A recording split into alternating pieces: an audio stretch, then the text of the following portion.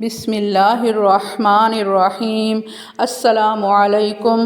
اللہ کے محبوب صلی اللہ تعالیٰ علیہ وآلہ وسلم کا ذکر پاک محبت سے کر لیجئے۔ محمد الرسول اللہ صلی اللہ علیہ حبیبہ محمد و آلہ وسلم۔ زندگی کے ہر جائز کام کے آغاز اور اختتام پر اللہ کے محبوب علیہ الصلوۃ والسلام کا ذکر پاک کرنا باعث برکت اور باعث رحمت ہے۔ آپ بھی یہ عادت اپنا لیجئے۔ ربیع الاول کے مہینے کے حوالے سے آج درود پاک کے چند فضائل۔ مسلم شریف میں صفحہ نمبر 172 حدیث نمبر ہے 92 میں اللہ کے نبی صلی اللہ تعالیٰ علیہ وآلہ وسلم نے فرمایا کہ جس نے مجھ پر ایک بار درود پاک پڑھا اللہ تعالیٰ اس پر 10 رحمتیں بھیجتا ہے۔ حضرت شیخ ابو عبداللہ رسا رحمۃ اللہ علیہ فرماتے ہیں رحمت انعام کو کہتے ہیں، یعنی اس حدیث پاک کا مطلب ہے کہ اللہ تعالیٰ دنیا و آخرت میں بندے کو مسلسل انعامات سے نوازتا ہے۔ قاضی ابو عبداللہ سکاکی رحمۃ اللہ علیہ فرماتے ہیں کہ اللہ کریم کی ایک رحمت دنیا اور جو کچھ دنیا میں ہے اس سے بہتر ہے، تو تم اس کے بارے میں کیا گمان کرتے ہو کہ جسے اللہ کریم 10 رحمتوں سے نوازے۔ اللہ پاک 10 رحمتوں سے اس بندے سے کتنی آفتیں مصیبتیں دور فرما دے گا اور ان 10 رحمتوں سے کتنی برکتیں حاصل ہوں گی۔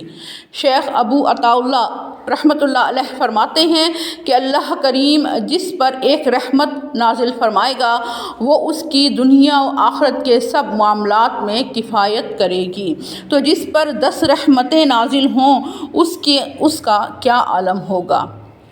مطالع المؤثرات صفحہ نمبر ہے 30 ابو داؤد جلد نمبر 1 صفحہ نمبر ہے 391 حدیث نمبر ہے 47۔ نبی کریم صلی اللہ تعالیٰ علیہ وآلہ وسلم نے فرمایا کہ تمہارے دنوں میں سب سے افضل دن جمعہ ہے۔ اسی دن حضرت آدم صفی اللہ پیدا ہوئے، اسی میں ان کی روح مبارک قبض کی گئی، یعنی اسی دن میں ہی۔ اسی دن سور پھونکا جائے گا اور اسی دن ہلاکت طاری ہوگی، لہٰذا اس دن مجھ پر درود پاک کی کثرت کیا کرو کیونکہ تمہارا درود پاک مجھ تک پہنچایا جاتا ہے۔ صحابہ کرام نے عرض کی کہ یا رسول اللہ صلی اللہ علیہ وآلہ وسلم، آپ کے وصال کی بعد درود پاک آپ تک کیسے پہنچایا جائے گا؟ تو آپ صلی اللہ تعالیٰ علیہ وآلہ وسلم نے ارشاد فرمایا کہ اللہ تعالیٰ نے انبیاء کرام کے اجسام کو زمین پر کھانا حرام فرمایا ہے۔ جامع صغیر صفحہ نمبر ہے 320 حدیث نمبر 519 میں نبی کریم صلی اللہ تعالیٰ علیہ وآلہ وسلم نے فرمایا کہ میرے اوپر درود پاک پڑھنا پل صراط کے لیے نور ہے۔ جو مجھ پر جمعے کے دن 80 مرتبہ درود پاک پڑھتا ہے اللہ پاک اس کے 80 سال کے گناہوں کو معاف فرما دیتا ہے۔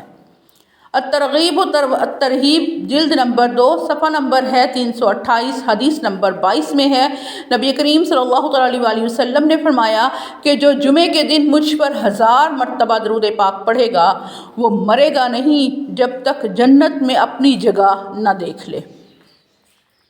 المواہب اللدنی جلد نمبر 2 صفحہ نمبر ہے 504 حضرت حلیمی رحمۃ اللہ علیہ المتوفی 403 ہجری فرماتے ہیں کہ نبی کریم صلی اللہ علیہ وآلہ وسلم پر درود پاک پڑھنے کا ایک مقصد تو یہ ہے کہ اللہ تعالیٰ کا حکم بجا لاتے ہوئے اس کا قرب حاصل کیا جائے، اور دوسرا مقصد یہ ہے کہ آپ صلی اللہ تعالیٰ علیہ وآلہ وسلم کا ہم پر جو حق ہے اسے ادا کیا جائے۔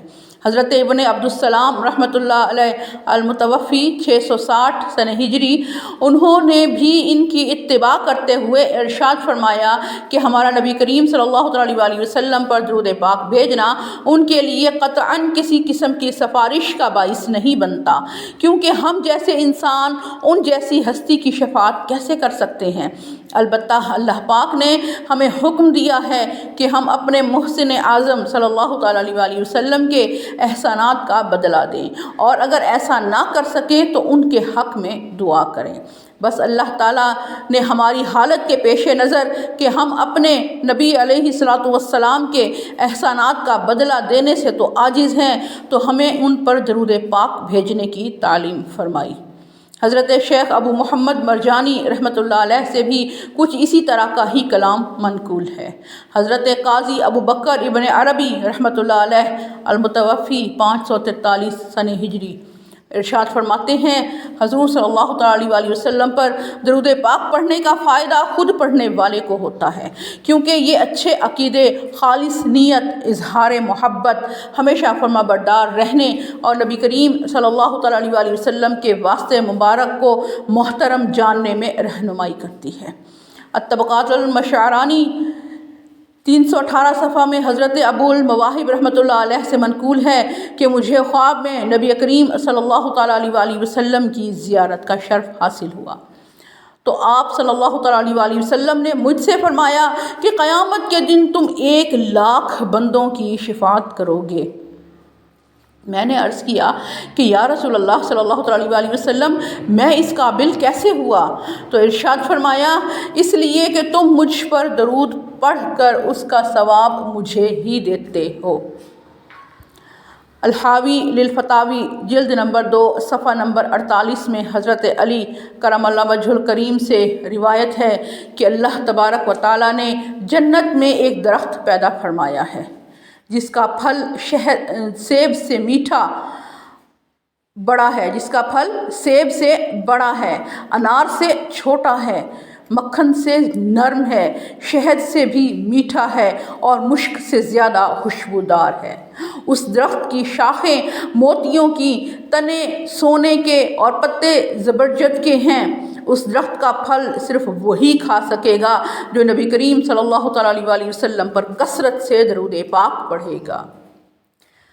الابریز جلد نمبر 2 صفحہ نمبر 338 میں حضرت عبدالعزیز دباغ رحمۃ اللہ علیہ سے منقول ہے کہ نبی کریم صلی اللہ تعالیٰ علیہ وسلم پر درود پاک کی ایک برکت یہ ہے کہ اطراف جنت میں رہنے والے فرشتے جب نبی کریم صلی اللہ تعالیٰ علیہ وسلم پر درود پاک پڑھتے ہیں تو جنت کشادہ ہو جاتی ہے۔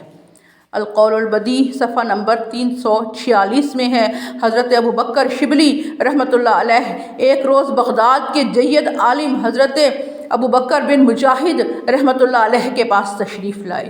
انہوں نے فوراً کھڑے ہو کر ان کو گلے لگا لیا اور پیشانی چوم کر بڑی تعظیم کے ساتھ اپنے پاس بٹھایا۔ اس شخص نے عرض کیا کہ حضرت آپ اور اہل بغداد آج تک تو ابو بکر شبلی کو دیوانہ کہتے رہے، لیکن آج ان کی اس قدر تعظیم کیوں؟ جواب دیا کہ میں نے ایسے ہی نہیں کیا، الحمدللہ آج رات میں نے خواب میں یہ ایمان افروز منظر دیکھا کہ حضرت ابو بکر شبلی بارگاہ رسالت صلی اللہ تعالیٰ علیہ وسلم میں حاضر ہوئے تو سرور دو عالم صلی اللہ تعالیٰ علیہ وسلم نے کھڑے ہو کر ان کو سینے سے لگا لیا اور پیشانی کو بوسہ دے کر اپنے پہلو میں بٹھا لیا۔ میں نے عرض کیا کہ یا رسول اللہ صلی اللہ تعالیٰ علیہ وسلم، شبلی پر اس قدر شفقت کی وجہ کیا ہے؟ تو آپ صلی اللہ تعالیٰ علیہ وسلم نے فرمایا کہ یہ ہر نماز کے بعد سورہ توبہ کی آخری 2 آیات پڑھتا ہے اور اس کے بعد مجھ پر درود پاک پڑھتا ہے۔ درود پاک کے یہ کچھ فضائل جن کا پہلا حصہ ہے، دوسرا حصہ انشاءاللہ بعد میں۔ صلی اللہ علی حبیبہ محمد و آلہ وسلم۔